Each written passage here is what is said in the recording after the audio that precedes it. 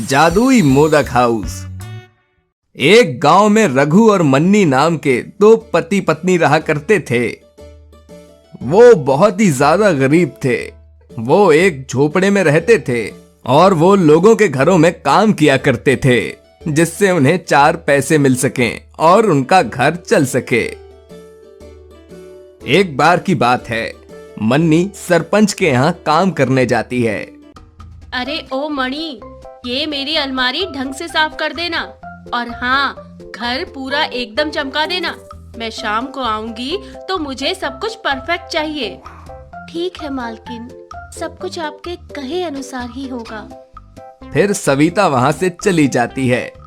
वहीं मन्नी सविता के कहे अनुसार काम में लग जाती है और जब शाम को सविता घर आती है तो मणि, तेरी ना 7 दिनों के लिए छुट्टी है। वो क्या है ना कि हम कुछ दिनों के लिए गांव जा रहे हैं गणपति मनाने, तो अगले हफ्ते तू 7 दिनों के लिए मत आना। लेकिन मालकिन, पैसे कहाँ के पैसे, जब तू 7 दिन काम ही नहीं करेगी तो? लेकिन मालकिन, त्योहार आ रहा है, अगर आप पैसे नहीं दोगे तो हम त्योहार कैसे मनाएंगे? मुझे सब पता है तुम जैसे लोगों के चोचले। त्योहार आया नहीं कि इनको पैसा चाहिए, कपड़े चाहिए और तो और बोनस भी चाहिए और छुट्टी अलग से। अरे हम पैसे वाले हैं तो क्या हमें लूट लोगी क्या? नहीं चाहिए ऐसी नौकरानी, जा यहाँ से। लेकिन मालकिन, पगार तो दे दो। एक तो काम ढंग से नहीं करती, ऊपर से पगार मांगती है। चल जा, निकल यहाँ से। कुछ नहीं दूंगी, ज्यादा बोली ना तो पुलिस में कंप्लेन कर दूंगी और चोरी का झूठा इल्जाम अलग से लगाऊंगी। नहीं नहीं मालकिन, ऐसा नहीं करना, अब प्लीज, मैं जाती हूँ। फिर बेचारी मन्नी दुखी मन से घर आ जाती है, जहाँ रघु को अपने से पहले घर आया देख। क्या हुआ जी, बहुत उदास लग रहे हो? हाँ, मैं जहाँ काम करता था ना, उस फैक्ट्री में आग लग गई और मालिक ने मेरे साथ कई मजदूरों को काम से निकाल दिया। आज मालकिन ने मुझे भी बेमतलब काम से निकाल दिया। ये अमीर होते ही ऐसे हैं, क्या करें, हमें कुछ समझते ही नहीं है। अब क्या करेंगे जी, गणेश चतुर्थी आ रही है। हम हर साल बप्पा की स्थापना करते हैं, क्या हम इस साल बप्पा को नहीं लाएंगे क्या? जब हर साल हम गणेश चतुर्थी धूमधाम से मनाते हैं तो इस साल भी मनाएंगे। हालात कितने भी बुरे हो, इससे कोई फर्क नहीं पड़ता। ऐसे ही गणेश चतुर्थी भी आ जाती है और मन्नी और रघु अपने द्वारा इकट्ठा किए हुए पाई पाई से बप्पा की मूर्ति लाते हैं और उनकी स्थापना करते हैं। फिर एक दिन अचानक से गांव में तेज बारिश होने लगती है। अजी, ये क्या अनर्थ हो रहा है? अगर ऐसे ही बारिश होती रही तो हमारी झोपड़ी तो ढह जाएगी और अगर ऐसा हुआ तो विसर्जन के पहले ही बप्पा की मूर्ति पानी में घुल सकती है। तुम चिंता ना करो भाग्यवान, इससे पहले कि बारिश के कारण बाढ़ का माहौल बने, मैं जल्दी ही कुछ इंतजाम करता हूँ। फिर रघु को एक आइडिया आता है और वो बेम्बू का एक छोटा सा घर बनाता है। वहीं गांव में बाढ़ की स्थिति बन जाती है। अजी जल्दी कीजिए, गांव में भीषण बाढ़ आ गई है। चिंता ना करो भाग्यवान, हो गया। फिर रघु जल्दी से बप्पा की मूर्ति उस बेम्बू हाउस में रख देता है। वहीं बाढ़ के कारण उनकी झोपड़ी ढह जाती है। आज तो आपने सही समय पर सब कुछ संभाल लिया जी। फिर वो दोनों बाढ़ का पानी कम होने तक पानी के ऊपर उस बेम्बू हाउस में ही रहते हैं और मूर्ति को पानी से बचाने का हर संभव प्रयास करते हैं। कैसी घड़ी आ गई है, भगवान हमारी कितनी परीक्षा ले रहा है। ये तो माया है मन्नी, आज दुख तो कल सुख, ये लगा ही रहता है। बस भगवान की कृपा बनी रहे।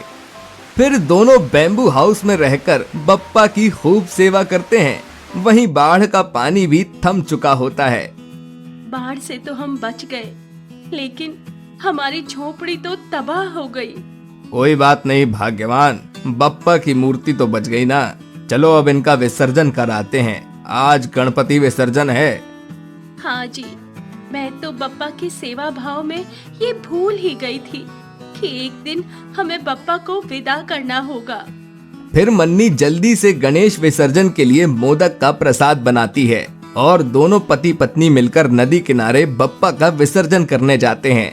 और जैसे ही दोनों बप्पा का विसर्जन करने जा रहे होते हैं कि तभी अचानक से गणपति बप्पा प्रकट हो जाते हैं, जिसे देखकर दोनों आश्चर्यचकित हो जाते हैं और दोनों हाथ जोड़कर गणेश भगवान को प्रणाम करते हैं। खुश रहो भक्तों, मन्नी और रघु, मैं तुम दोनों से बहुत प्रसन्न हुआ।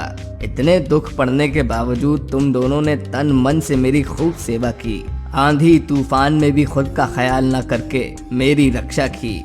मैं तुमसे प्रसन्न होकर तुम्हें कुछ भेंट करना चाहता हूँ। फिर गणपति बप्पा जादू करते हैं और वहाँ एक बड़ा सा मोदक हाउस आ जाता है। ये लो बच्चों, ये भेंट तुम्हारे लिए है मेरी तरफ से। इतना कहकर बप्पा उन्हें आशीर्वाद देकर वहां से गायब हो जाते हैं और दोनों गणपति बप्पा का नमन करते हैं। फिर दोनों हाथ में ली हुई बप्पा की मूर्ति को पानी में विसर्जित कर देते हैं। वहीं दोनों बप्पा द्वारा दी हुई भेंट से बहुत खुश हो जाते हैं और जब वो उस मोदक हाउस के अंदर जाकर देखते हैं तो वो हाउस पैसे और सोने चांदी से भरा होता है। वहां उन दोनों के लिए हर एक सुख सुविधा होती है। आपका बहुत बहुत शुक्रिया गणपति बप्पा। गणपति बप्पा मोरिया। फिर दोनों पति पत्नी खुशी से उस मोदक हाउस में रहने लगते हैं। वहीं वो उन पैसों से अपने जैसे गरीब और लाचार लोगों की मदद करते हैं और हर साल बप्पा की स्थापना करते हैं। आइसक्रीम की खेती।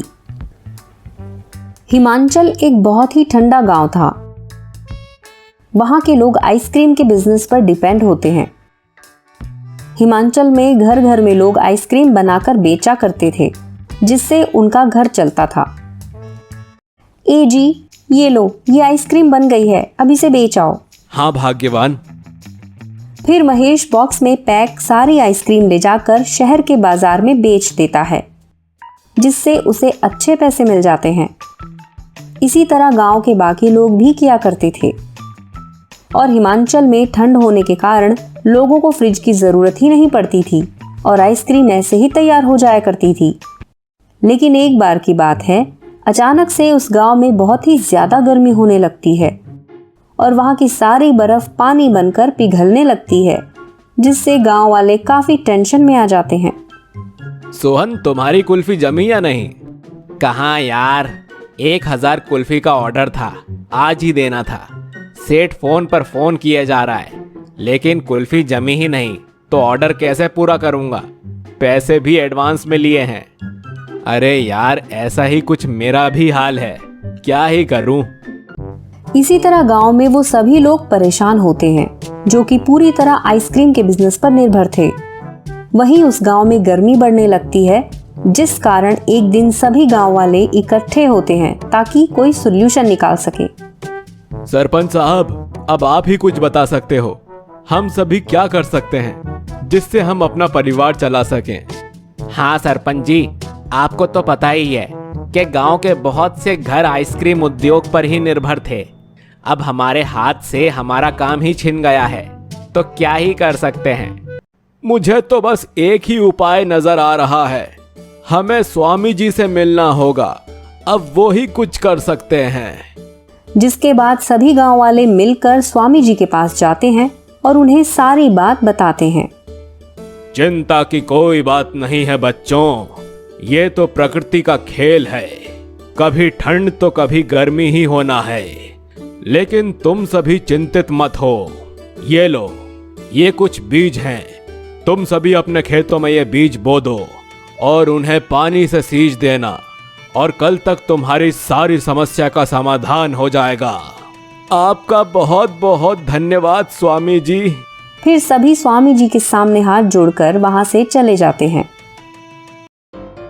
जिसके बाद गांव के सभी लोग अपने अपने खेतों में वो बीज बो देते हैं और अगले दिन जब वो खेत में आते हैं तो देखते हैं कि सभी के खेतों में आइसक्रीम की फसल लहरा रही होती है और खेतों में चारों तरफ रंग बिरंगी आइसक्रीम ही नजर आ रही होती है। स्वामी जी की जय हो। हाँ जी, ये तो चमत्कार हो गया। अरे वाह राहुल, ये देख, मेरे खेतों में कितनी टेस्टी आइसक्रीम उगी है, और मेरे खेतों में भी रंग बिरंगी और टेस्टी आइसक्रीम उगी है।